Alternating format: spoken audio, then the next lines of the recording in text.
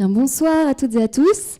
Bonsoir. Bienvenue, merci d'être là encore très nombreux pour cette nouvelle séance de l'Unipop Art, Littérature et Cinéma, que je dis bien en entier parce que c'est un nom qui va particulièrement bien se prêter à la séance du film que vous allez découvrir, qui va vraiment nous faire naviguer entre les arts, qui va nous faire voyager dans plusieurs disciplines artistiques et en compagnie de grandes figures des arts, vous allez comprendre. C'est un très beau film qu'on est vraiment très heureux de vous montrer ce soir. Un film documentaire qui s'appelle L'ombre de Goya par Jean-Claude Carrière. C'est le titre complet et précis puisqu'il y avait une erreur sur le carton. Et mea culpa, cher Stéphane. On fait les choses rapidement parfois. Donc voilà, L'ombre de Goya par Jean-Claude Carrière qui a été réalisé par un cinéaste espagnol qui s'appelle José Luis López Linares. Je suis très heureuse donc d'accueillir son producteur Stéphane Sorla. Vous pouvez applaudir. Bonsoir à toutes et à tous, je suis ravi d'être dans cette magnifique salle, surtout devant un public aussi fourni, ça fait chaud au cœur. Je ne vais pas faire un long discours parce que je crois que c'est plus intéressant de parler d'un film quand on l'a vu. Je vous parlerai éventuellement après de la genèse de cette histoire qui remonte un petit peu à loin. On commencera peut-être par ça. Et puis après, je répondrai volontiers à vos questions. Il y a beaucoup de choses à dire. Je vous souhaite une très bonne projection. Alors juste avant de vous quitter pour vous laisser découvrir le film, petite précision de taille quand même. On devait avoir 2 invités ce soir, vous l'aviez vu. On avait envisagé une rencontre à 2 voix, à 2 Stéphane, même pour être exact. Ouais. Et Stéphane Guégan, que certains connaissent puisqu'il a déjà participé à l'Unipop, a eu un impondérable. Il était retenu à Paris, donc il en est très désolé. Mais voilà, parfois quand on programme très à l'avance, on peut avoir des imprévus. Donc voilà, on en a parlé avec Stéphane Sorla. Il sera absolument à même d'explorer tous les sujets qui sont abordés dans le film, évidemment, et de répondre à toutes vos questions. Voilà, on va vous laisser découvrir ce film. Oui, parce que quand on produit des documentaires, on est très impliqué dans la création, beaucoup plus que quand on fait de la fiction. Donc c'est vraiment un film qui est un bébé de la maison que je dirige, et donc j'ai aucun problème pour parler de Goya évidemment et de Carrière dans la foulée. Donc le fait que notre ami Stéphane n'ait pas pu venir n'est pas un inconvénient. Je pense que vous allez en tout cas bien apprécier le film et passer une bonne soirée quand même. Donc voilà, Jean-Claude Carrière qui va nous guider comme ça sur les traces de Goya dans son ombre. Et voilà, on va vous laisser découvrir ce film. On vous retrouve tout à l'heure pour la rencontre. Bonne projection. Bonne projection. Bien. Merci beaucoup pour ce film. Bravo pour ce travail. Le résultat est magnifique. Je pense que vous êtes d'accord ici. C'est un voyage à beaucoup de dimensions qu'on va essayer d'explorer ce soir, passionnant, émouvant, et on a un bonheur infini à se laisser guider, porter par la voix, les mots et la pensée de Jean-Claude Carrière. On va aller s'installer, Stéphane, si vous le voulez bien, parce que on est suivi par une autre salle. Hop.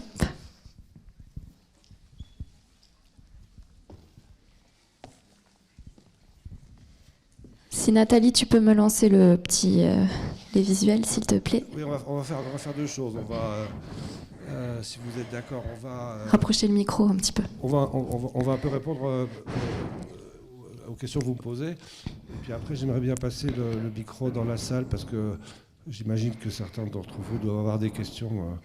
Stéphane je serais ravi de répondre. Aime les choses spontanées, vivantes, donc il a envie de vous entendre et d'échanger avec vous. Donc vraiment, n'hésitez pas à tout moment à intervenir, faire part de vos ressentis ou poser des questions. On va faire comme ça. Donc je vais commencer. Je voulais vous demander peut-être de nous parler déjà un petit peu du réalisateur du film et de votre première collaboration, parce que ce que j'ai pas dit, c'est que c'est la 2e fois en fait que vous travaillez avec José Luis. Est-ce que vous pouviez nous parler de la façon dont vous l'avez rencontré, du précédent projet? Oui, parce qu'on a fait il y a quelques années un film qui s'appelle Le Mystère Jérôme Bosch. Je ne sais pas si certains d'entre vous l'ont vu, qui a eu un gros succès pour un documentaire à la fois critique et de public, qui a donné beaucoup de satisfaction, qui était à mon avis très réussi. Et donc la question s'est évidemment posée de savoir ce qu'on allait faire dans la foulée, et que Goya nous a semblé à peu près logique pour rester dans la même dynamique, je dirais un peu franco-espagnole avec le Prado, et que Goya est un peintre qui se prête au cinéma, parce qu'il y a une fantasmagorie qui est aussi chez Bosch, qui permet justement de montrer des images qui sont parfaitement cinématographiques. Ça serait beaucoup plus difficile de faire un film sur Monet. Dieu sait si j'aime Monet, mais je veux dire, ce serait beaucoup plus compliqué. Donc voilà, on a fait ce premier film et on a fait Goya dans la foulée. J'ai été voir Jean-Claude Carrière, que je connaissais depuis de nombreuses années. J'ai dit Goya, il m'a dit on y va. Je n'ai même pas discuté. C'était logique de lui proposer parce qu'il connaissait parfaitement l'Espagne, il connaissait parfaitement Goya. Il avait fait un film avec Miloš Forman qui s'appelle Les fantômes de Goya. Buñuel et lui, et comme beaucoup d'autres, et notamment le mouvement surréaliste, avait été très marqué par l'œuvre de Goya. Donc il a quasiment pas discuté. La seule chose qu'il m'a dit, c'est bon, quand j'étais le trouver, il avait déjà 87 ans, c'était pas un perdreau de l'année. Hein. Et il m'a dit oui, mais enfin bon, écrire c'est un peu compliqué. Je lui ai dit non, Jean-Claude, tu n'écris pas, tu parles. Voilà. Je t'amène à Madrid, on ferme le Prado et tu dis ce que tu veux. Voilà, ta carte blanche. C'est facile de fermer le Prado comme ça? On n'a pas fermé le Prado, on a tourné de nuit. Et vous aviez déjà des connexions avec le film sur Bosch, à cause de Jérôme qui est exposé au Prado. À cause de Jérôme Bosch. Alors, le Prado, c'est compliqué, c'est un peu le Vatican. C'est pas facile, mais bon, oui, on y est arrivé assez facilement. Et puis c'était tout à fait extraordinaire de se retrouver dans ces salles avec personne, quoi. Je veux dire, avec personne devant. C'est quand même très troublant. Puis avec un guide comme Jean-Claude qui tout d'un coup vous parle des choses, non seulement avec le cœur, mais en plus en vous disant des choses que probablement vous n'aviez pas vues vous-même. C'est très très très étrange. Le premier tableau qu'on voit dans le film, qui d'ailleurs n'est pas au Prado, hein, ces gens qui travaillent sur une meule de foin, c'est un petit musée qui est à Madrid, c'est pas le Prado. Moi je ne le connaissais pas, ce tableau-là, et il dit oui, alors ces gens, c'est la fin de la journée, ils ont bien travaillé, ils sont heureux, parce que oui, quand on a bien travaillé, on est heureux. Je suis désolé, c'est peut-être pas très à la mode de dire ça, mais... oui, c'est vrai. Et puis il y a le château des nobles derrière, mais il y a le château humain devant qui est plus grand parce que c'est le travail des hommes. Et là, vous dites, j'ai jamais vu ça comme ça, quoi, jamais. Et là, on a le regard de quelqu'un qui est un génie, quelque part, qui était un des plus grands réalisateurs, un des plus grands scénaristes français, mais pas que, qui était un immense écrivain, qui s'intéressait à la science, qui s'intéressait aux religions, qui était l'ami du Dalai Lama, qui a refusé l'Académie française parce que genre, je ne mange pas de ce pain-là. Voilà, vous avez un regard qui est tout à fait différent. Et je veux dire, qui à la fois se recoupe avec celui de Buñuel, qui était son ami, son maître et tout, et puis, je veux dire, la modernité, tout en restant simple. C'est-à-dire, c'est jamais didactique, c'est jamais professoral, ça sort toujours du cœur. Il y a une chose qui est extraordinaire dans ce film, et je pense que c'est aussi pour ça qu'il plaît, c'est que tout est spontané. C'est-à-dire qu'on n'a jamais fait de prise, jamais. C'est-à-dire qu'on a dit, Jean-Claude, tu parles.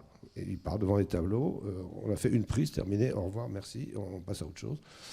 C'est-à-dire que ces spontanéités-là, je pense qu'on la retrouve dans le ressenti qu'on peut avoir quand on voit un film comme celui-là. C'est-à-dire qu'on retrouve quelque part la vraie nature du cinéma. Qui est de donner à réfléchir, à penser, et de manière qui n'est pas calculée. Et vous parlez de choses qui ne sont pas fabriquées, qui sont libres et spontanées. Et quand même, ces scènes du train, on avait parlé un petit peu avant. Le train, non, en fait, ce qui s'est passé, c'est que on est parti donc de tourner en Espagne. On a tourné au Prado, on a tourné dans la maison natale de Goya, ce que vous avez vu. On a fait quelques petits musées, la maison de la Duchesse d'Albe, qui est une jolie histoire, je raconterai peut-être aussi tout à l'heure. Et puis on est rentré à Paris pour voir comment on allait organiser tout ça et puis préparer la suite, parce qu'il y avait beaucoup de choses à faire ensuite, toute la partie de Séville, toute la partie de Bordeaux, etc. Sauf que le Covid est arrivé et puis Jean-Claude nous a quittés, malheureusement, nous laissant orphelins. C'est-à-dire qu'on s'est retrouvés avec ce qu'on avait tourné en 5 jours. Et Dieu merci. Quand on voit le film, on n'a pas l'impression que vous avez tourné seulement 5 jours avec lui, c'est 5 fascinant. jours avec lui, on a tourné 5 jours avec lui. Non, mais on a tourné un mois, on pourra faire une série pour Netflix. Hein, je veux dire, le train, il se trouve que mon réalisateur, quand il a compris que Jean-Claude Carrière, il suffisait d'appuyer sur un bouton pour qu'il parle à peu près de n'importe quel sujet, il a eu l'idée géniale de lui mettre une caméra sous le nez tout le temps. Le train n'a jamais été prévu pour être dans le film. C'était juste, on avait gardé une petite espèce de témoignage d'un grand penseur, un des derniers hommes des Lumières, qui peut parler à peu près de n'importe quoi, mais ce n'était pas du tout destiné à être montré.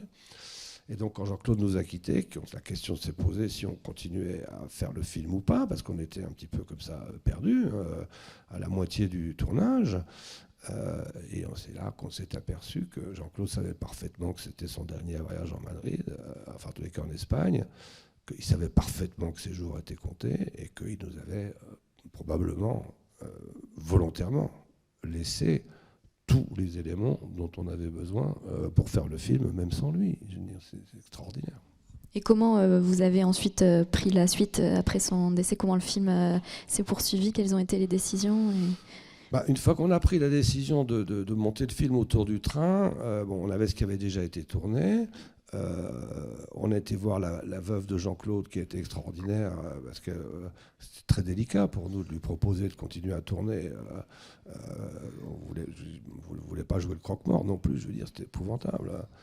Elle m'a dit mais non Stéphane, cette maison est une maison de cinéma depuis toujours. Voilà, il y a toujours eu des caméras ici. Tu viens tourner quand tu veux, etc. Il faut que ça continue, quoi. Et donc c'est là où on a tourné de chez elle. Elle, l'astrophysicien Michel Cassé, qui était là par le plus grand des hasards. C'était pas prévu. Non. Pas du tout, pas du tout.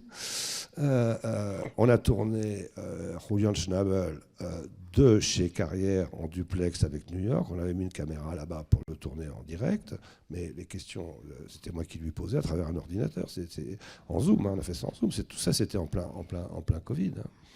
Et ce qui est très beau, c'est que c'est vraiment un film qui a un double objet, mais même plus. Mais c'est un film sur Goya, mais en fait, c'est un film sur Carrière. Et il dit au début, Carrière, qu'il a envie de découvrir l'intériorité d'un créateur, et nous on entre aussi dans la sienne à travers les personnes qui l'ont bien connu et tout ce qu'il nous raconte, qui parle beaucoup de lui. Moi je crois que ça va beaucoup plus loin que ça, et puis je crois que c'est aussi pour ça que le film plaît.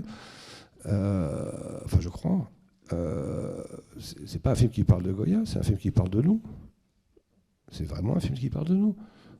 Et c'est le grand génie de Carrière de ramener ça à nous. Quand on voit le grand tableau archi connu du colosse de la guerre, donc c'est un des plus grands tableaux, des plus connus de Goya, tout le monde voit ce monstre-là, qui est le monstre de la guerre, qui fait peur. Lui, qu'est-ce qu'il voit? C'est les gens en dessous qui fuient. C'est vous, c'est moi, qui fuient la guerre, qui fuient les désastres, qui fuient la faim, qui fuient les monstruosités. C'est-à-dire, il parle de la guerre.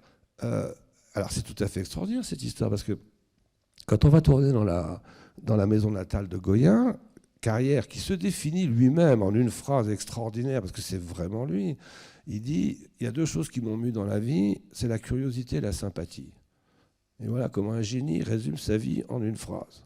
Et tout est juste, tout est absolument juste. Et il était profondément curieux. Et Schnabel le dit. Il a dit qu'il avait une tête d'encyclopédiste dans une âme d'enfant. Il a une curiosité d'enfant. On va dans la maison natale de Goya, où il dit c'est comme chez moi, ça me rappelle mon enfance. Il n'a jamais oublié ses origines. Et il dit j'ai lu dans un bouquin qu'il y a une espèce de ville, là, 10 km, qui est un peu comme Oradour sur le Glane, qu'ils ont gardé dans son jus comme témoignage des monstruosités qui ont pu être commises. Et donc c'est lui qui dit on va tourner. Pourquoi on ne va pas là-bas? Alors l'avantage du documentaire par rapport à la fiction, c'est qu'on n'a pas une équipe de 100 personnes avec des camions, machin. On a un petit bus, on a 2 caméras, un preneur de son, un garçon qui nous fait du café, et puis un chauffeur, ça va très vite. Hein. On dit oui, on va y aller. Et donc on se retrouve dans ces ruines, qui sont des ruines de la guerre civile espagnole, hein, pas du tout des guerres napoléoniennes. Et là, il nous parle de la guerre. Et puis, mais ça, c'est avant la guerre d'Ukraine. C'est-à-dire que quand on voit ça avec les yeux d'aujourd'hui, on se dit waouh. Parce que c'est vrai que cette vision qu'a Carrière, qui est une vision universaliste, parce que c'est un homme des Lumières. Quand il parle de la guerre, il en parle avant l'Ukraine et après l'Ukraine, sauf qu'aujourd'hui, ça nous touche différemment. Parce que ça nous parle, bien sûr. On a l'image des guerres napoléoniennes de chez Goya, et puis les ruines de cette guerre civile qui font écho aussi à aujourd'hui. Ça rentre dans la démarche de José Luis aussi, le réalisateur, ce montage parallèle qui fait 2 fois dans le film et qui faisait déjà chez Jérôme Bosch. Pour ceux qui l'ont vu, le Jardin des Délices est mis en rapport avec des images de Woodstock, par exemple. Et tout ça nous parle de l'humanité. C'est la même idée. C'est la même idée. Mais c'est le principe de l'art. En général, c'est à la fois de créer des émotions, bien évidemment, mais c'est aussi de nous parler de nous. Si on reparle de Bosch 2 secondes, donc le Jardin des Délices, qui est au Prado, moi, la première fois que j'y suis allé, c'était dans les années 70, ce tableau était parfaitement perdu au fin fond du Prado, personne ne savait où il était, il n'y avait personne devant, personne. Je veux dire, 30 ans après, c'est presque la Joconde du Prado. Pourquoi ? Parce que tout d'un coup, toutes ces scènes d'enfer avec ces villes qui brûlent, tout d'un coup, ça nous parle. Oui, ça rejoint notre actualité. Et une fois de plus, ces tableaux sont là pour nous parler de nous. Et là aussi, Carrière parle très bien du regard du peintre, de qu'est-ce qu'il pense, qu'est-ce qu'il fait pour lui.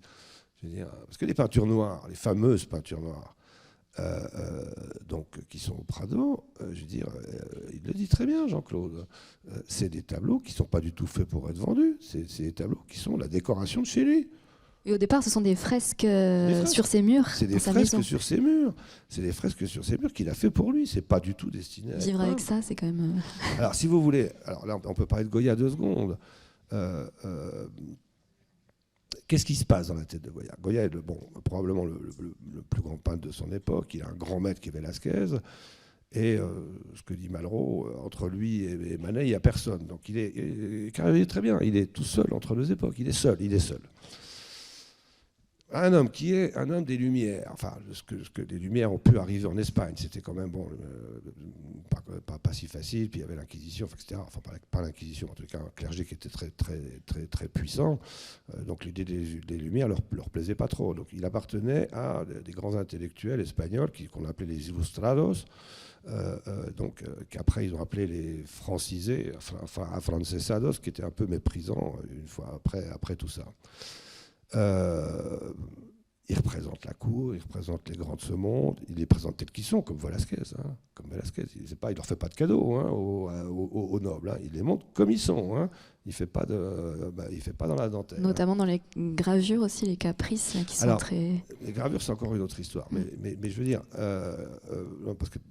on en parlera tout à l'heure. Et puis, là-dessus, il tombe malade. On ne saura jamais quelle a été sa maladie. Il y a plusieurs théories, je ne vais pas rentrer là-dedans, ce serait trop long. Il tombe malade, très malade. Il va récupérer plus ou moins la santé. Et puis, il va redevenir à peu près normal, sauf qu'il a totalement perdu l'ouïe. Il n'entend plus rien. Il est sourd comme un pot, mais comme un pot. Et donc, il va s'informer de qu'est-ce qui s'est passé, la Révolution française. C'est quand même les espoirs de tout le siècle. Et là, qu'est-ce qu'on lui montre ? C'est des images de gens décapités, torturés, la terreur. Et là, le monde s'écroule. Forcément. C'est-à-dire que vous avez eu des idées révolutionnaires pour changer le monde, pour aller de l'avant, parce que vous croyez au progrès, parce que vous croyez à une forme de révolution des mœurs et tout, et vous vous retrouvez devant ce qui est d'une monstruosité absolue, parce que la terreur était une monstruosité. Quoi qu'en disent certains. Et donc, il est confronté à ça et il se retrouve avec une espèce de dilemme gigantesque qui va le faire basculer dans un monde, où tout d'un coup, tout passe plus ou moins dans l'horreur. Les tableaux toutes les gravures sur les horreurs de la guerre, qu'on voit très bien à l'écran parce qu'ils viennent les uns derrière les autres, ils ne montrent pas l'horreur des Français et l'horreur des Espagnols, ils montrent l'horreur en général. C'est-à-dire, genre, tous coupables. Il n'y en a pas un pour relever l'autre.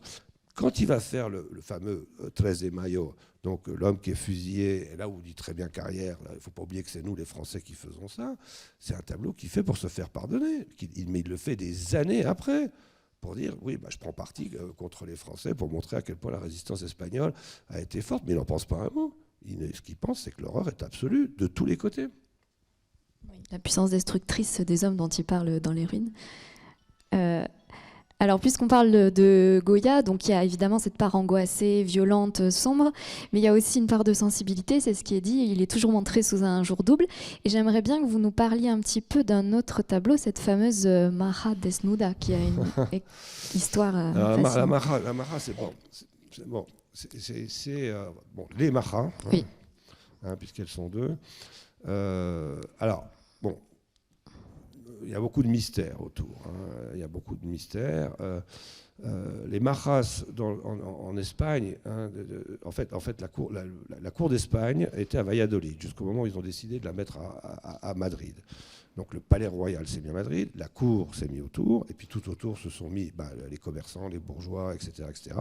Puis tout autour, il y avait des tavernes où les gens allaient faire la fête. Ils ont d'ailleurs gardé cette tradition en Espagne. Ils ont toujours aimé la fête et où les aristocrates allaient s'encanailler. Et les Maras, c'était, disons, des filles un peu faciles, voilà, un peu faciles. Mais il y avait aussi des Marros, qui étaient aussi des garçons un peu faciles, pour les mêmes raisons d'ailleurs. Il décide de faire ce tableau, qui est un tableau qui est totalement révolutionnaire, parce que montrer une femme nue à l'époque, en Espagne, je veux dire, c'est juste impensable. Une vraie femme nue. Ah mais complètement nue, je veux dire, voilà. Il y a eu un cas qui était Velázquez, quelques années avant, mais elle est de dos, on voit vaguement un sein, on ne voit pas une fille étalée comme ça, avec un regard en plus un peu coquin. Il le dit très bien, Carrière. Il dit, mais elle me regarde, elle me dit, qu'est-ce que t'attends? Je veux dire, c'est extraordinaire. C'est extraordinaire. Alors ce tableau a été acheté par le prince de la Paix qui s'appelait Godoy, qui était le premier ministre de la reine, et il avait dans son bureau, en fait, il y avait un mécanisme. C'est assez rigolo. Il y avait l'habillé qui montrait à tous ses visiteurs dans la journée. Non, mais c'est vrai. Non, mais c'est vrai. Puis le soir, il y avait des copains qui venaient boire des coupes. Ils disaient, oh, je vais vous montrer un truc. Et hop, avec un mécanisme, hop. On va le voir, cher Stéphane, si vous voulez bien. C'était une pin-up. Nathalie, si tu peux me lancer l'extrait de Goya à Bordeaux. Donc c'est le film de Carlos Saura qui montre justement ce mécanisme. Donc on va en profiter, on va regarder. Ça dure une petite minute. Et on est dans le cabinet de Godoy et on voit l'ingénieux système qui permet de dévoiler la Mara.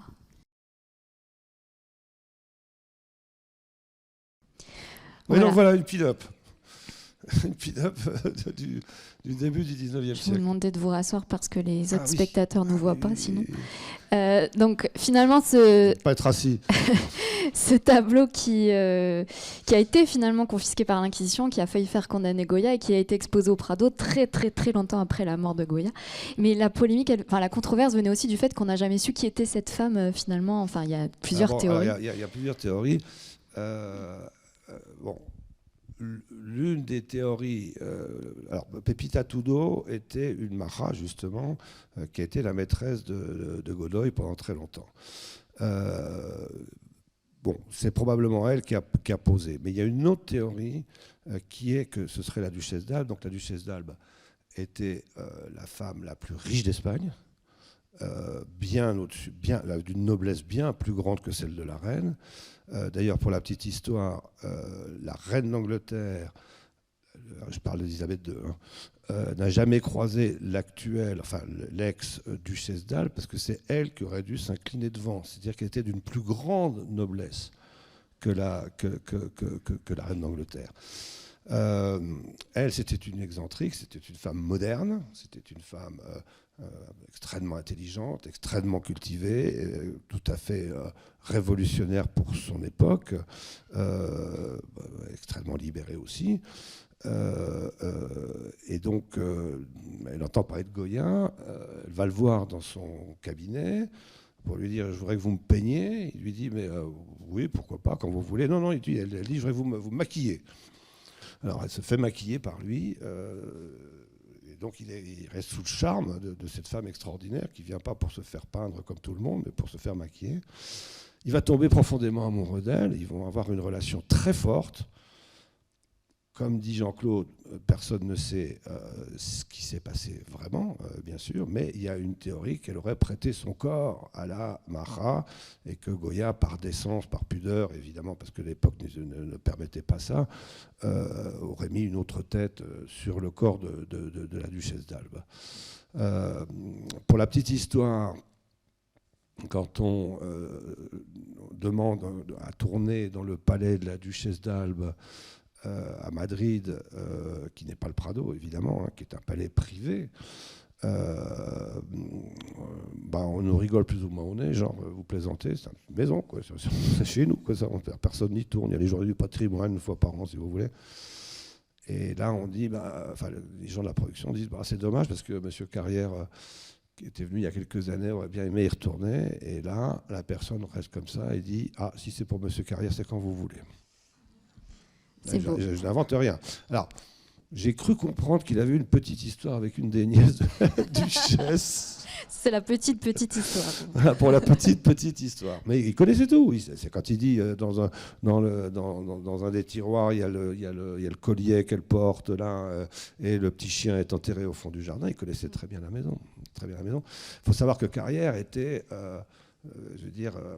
reconnu comme un grand génie, autant en Espagne qu'en France, et qu'au Mexique, et que dans beaucoup de pays, puisqu'il a aussi travaillé en Inde, puisqu'il a aussi travaillé au Tibet, puisqu'il a travaillé dans beaucoup d'endroits. C'est un homme qui s'intéressait absolument à tout. Et moi, j'étais très, très, très étonné. Mais en Espagne, quand on disait je suis avec M. Carrière, c'était waouh. C'est le scénariste de Buñuel, quand même. Alors, vous avez parlé de l'hypothèse de la duchesse d'Albe. C'est une hypothèse qui est reprise dans un film avec Ava Gardner, j'ai trouvé, la Marat nue, ouais. Voilà. Et puis un timbre là qui montre à quel point ce tableau est devenu aujourd'hui l'un des plus célèbres de Goya, un tableau très connu en Espagne. Non, j'ai cru que vous alliez enchaîner. Non, pardon, sur le timbre, sur la Marat. Non, j'ai cru que vous alliez prendre la parole. Si on reste un peu sur Goya, je voudrais quand même vous entendre sur...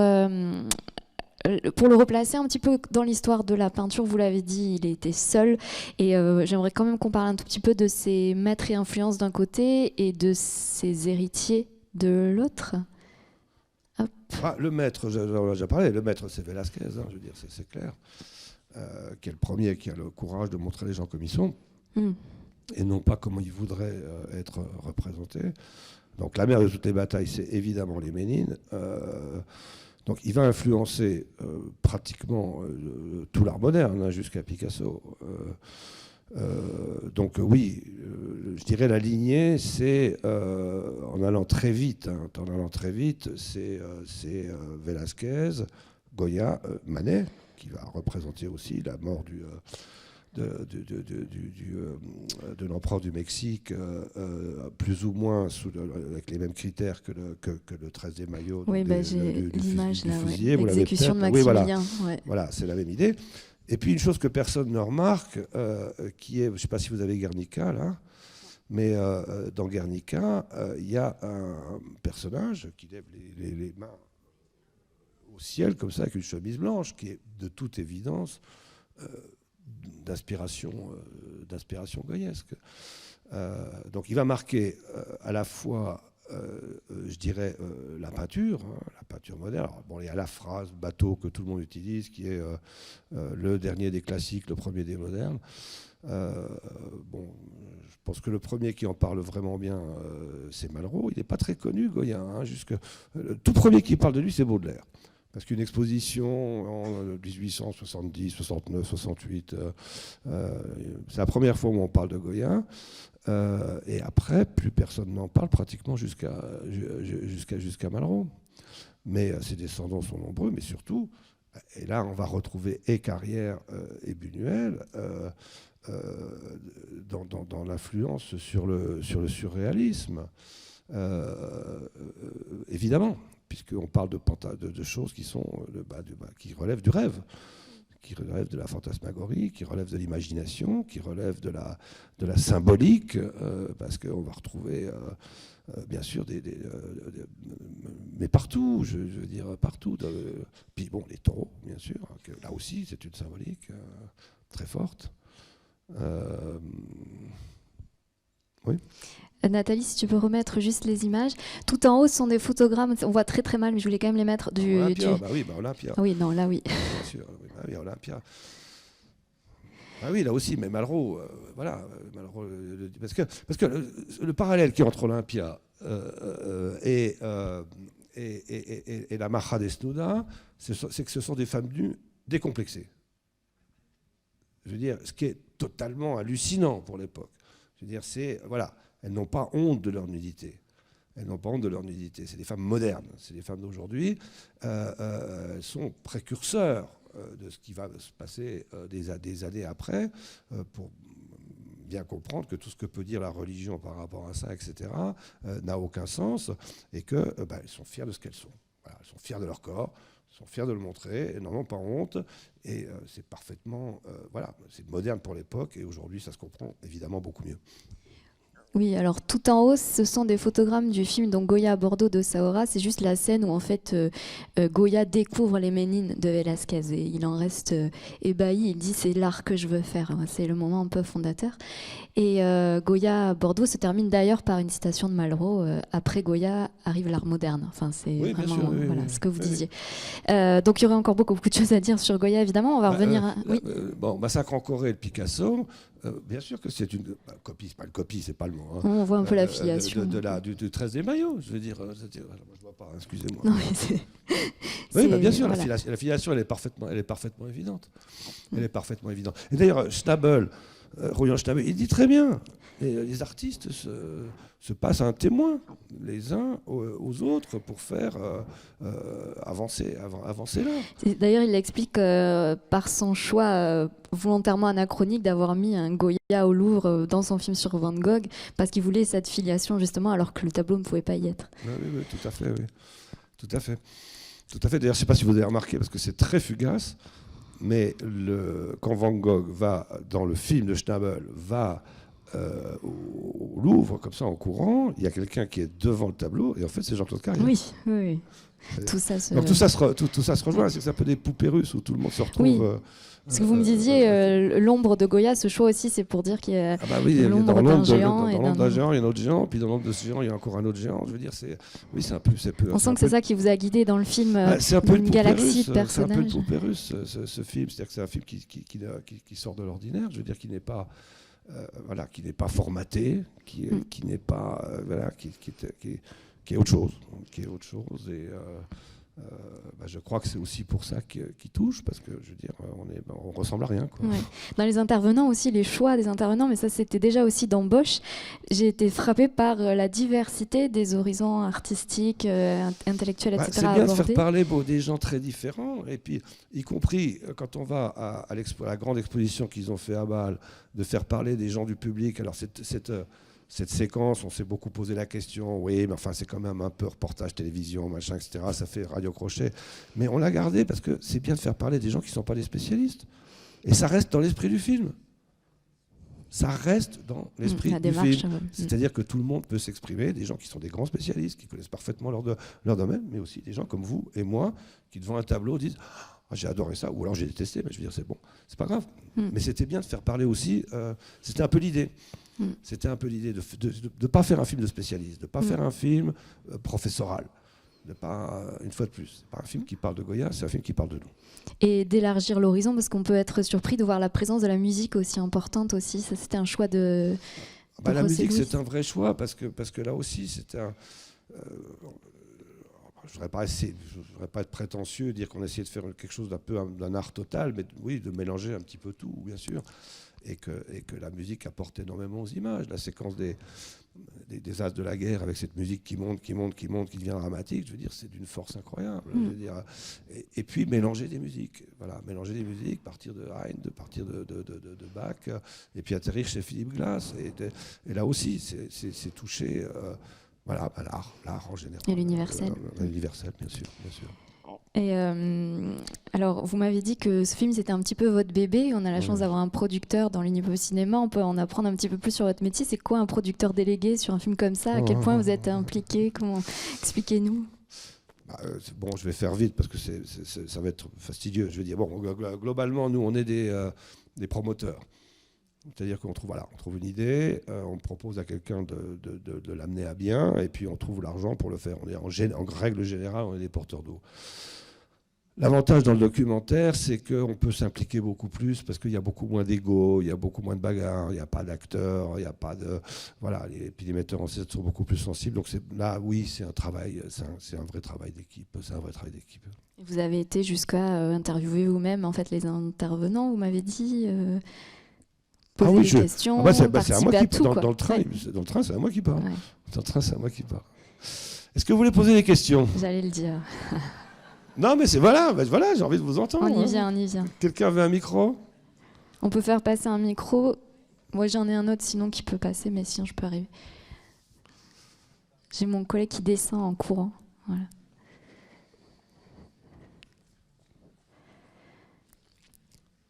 Ou des réactions, des ressentis sur votre expérience du film, questions sur le tournage ou autre. Non, ils sont silencieux. Non, ça vient, voilà. Oui, bonsoir, merci pour ce film madame. Merveilleux. Moi, j'ai pensé que peut-être que Goya était un précurseur de la bande dessinée sur certains tableaux. Oui. Oui, vous avez raison, c'est une très bonne question. Mais ça, c'est un peu le principe de l'art en général. Pour ceux qui ont vu le film sur Jérôme Bosch, donc sur ce tableau du Jardin des Délices, je crois que c'est Miguel Barceló, le peintre espagnol, qui dit mais il faut comprendre qu'à l'époque de Bosch, les gens étaient analphabètes et que ces tableaux étaient conçus comme une bande dessinée. C'est-à-dire pour leur imprimer des images, mais que vous ne pouvez pas expliquer par les mots. Donc cette idée de force de l'image qu'on peut retrouver dans la bande dessinée, elle est évidemment aussi importante dans l'œuvre de Goya. Je veux dire, je sais une chose, moi par exemple, la première fois, je devais avoir 12 ou 13 ans, quand j'ai vu Saturne mangeant son fils, j'étais complètement retourné. Je veux dire, c'est une image qui m'a hanté dans ma jeunesse, parce que comment un père peut manger son fils? Alors bon, évidemment, je n'avais pas la réflexion de me dire c'est la révolution qui mange ses enfants. Mais là, c'était... Ouais, oui, bien sûr, mais dans la peinture en général, ça arrive de la bande dessinée. Mais Picasso aussi. Hein. Alors après, évidemment, l'impressionniste, c'est encore autre chose. D'autres questions?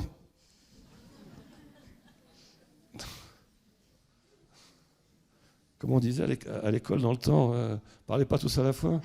C'est ça.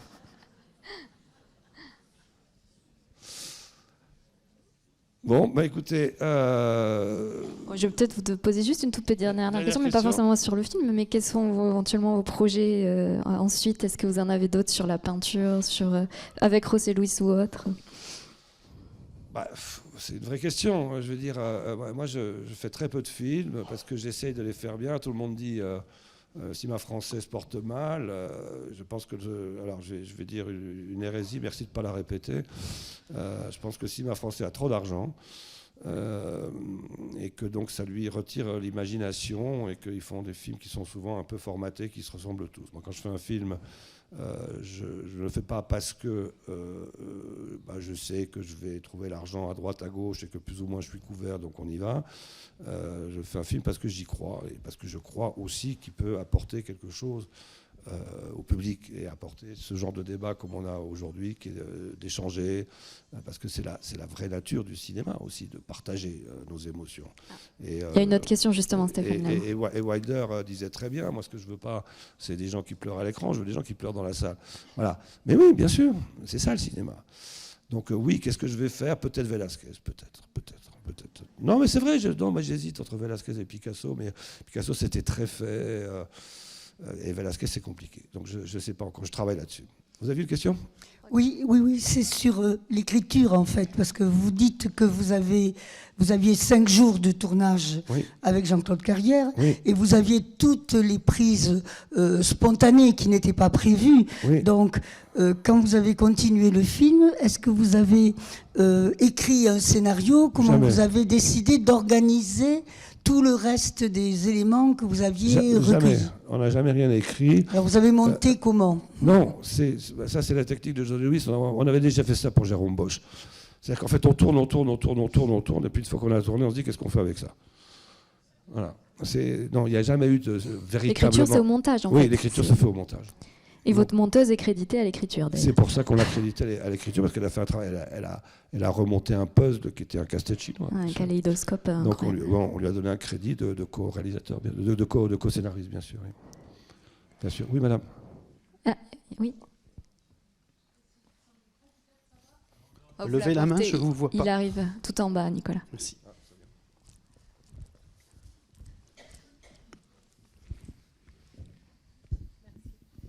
Oui, je voulais demander si la dernière scène qu'on voit où Jean-Claude Carrière dit au revoir à Omar, c'est vous qui l'avez mis dans ce sens-là à la fin du film? D'accord, parce qu'on a quand même une impression d'un adieu, enfin de quelque chose. C'est plus ou moins la seule que j'avais claire depuis le début du film. D'accord. Depuis le début du montage. Je savais qu'il fallait qu'on finisse là-dessus. Mais oui, parce que c'est évident. C'est évident. Il va disparaître, donc il dit au revoir. Il dit au revoir au Maras, il nous dit au revoir à nous. Il dit il se fait tard pour moi. Et à bientôt, j'espère. Et c'est bouleversant. Et je veux dire, c'est finir un film comme ça. Évidemment que quand on a tourné ça, on n'avait aucune idée qu'il allait nous quitter. Mais sauf qu'une fois qu'il nous avait quittés, ça devenait une évidence. Oui, apparemment, lui, on a l'impression que lui, il sait qu'il dit au revoir. Oui, mais bien sûr qu'il le sait. Bien sûr qu'il le sait. Bien sûr qu'il le sait. Il était trop intelligent pour ne pas le savoir. D'ailleurs, il a d'ailleurs écrit un livre sur la mort 1 an ou 2 ans avant sa mort. Mais où il ne parle jamais de la sienne.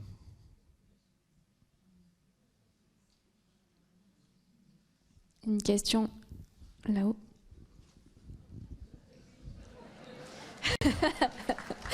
C'est un métier, hein. Ça en fait partie, effectivement.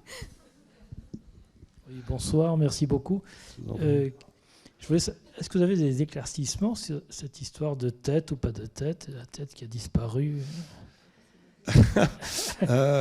Alors, pas vraiment. Non, si, ce que je sais, c'est qu'il y a eu toute une mode à la fin au 19e siècle, disons, au début du 19e siècle, qui était effectivement où des scientifiques pensaient que les grands génies avaient des cerveaux plus grands ou plus je sais pas quoi que les autres, et que effectivement il semblerait qu'il y ait beaucoup de gens qui ont de grands talents dont la tête aurait été volée dans leur cercueil pour en faire des analyses. C'est pas du tout une histoire de reliques ni de rien. De toute façon, il y a toujours eu des très grands trafics par rapport à ça. Je pense qu'au Panthéon, il n'y a pas la moitié des gens qui sont dans leur cercueil qui sont des bons. Hein. Mais non, mais c'est vrai, je veux dire. Mais non, mais c'est vrai, parce qu'ils ont toujours voulu éviter les martyrs. Alors, Goya, c'est à part, c'est un peintre. Mais je veux dire, Voltaire, Rousseau, ils ont été enterrés, déterrés, remis ailleurs, selon les révolutions, selon qu'ils étaient à la mode, qu'ils n'étaient pas, etc. Donc, je veux dire, une chatte, il ne retrouvait pas ses petits, mais je veux dire, à la limite, on s'en fout, mais c'est pas très grave. Donc, oui, la tête de Goya, oui, effectivement, ce corps est sans tête. Oui. Oui, ce corps est sans tête. Ce qui peut faire réfléchir aussi, d'ailleurs. Et comme dit Carrière, sa tête est partout. D'autres questions? D'autres questions en haut de la salle? Je peux pas répondre des heures. Hein. C'est comme vous voulez. Bon. On va s'arrêter là. On va s'arrêter là. Je vous remercie beaucoup. C'était une très belle soirée. Merci.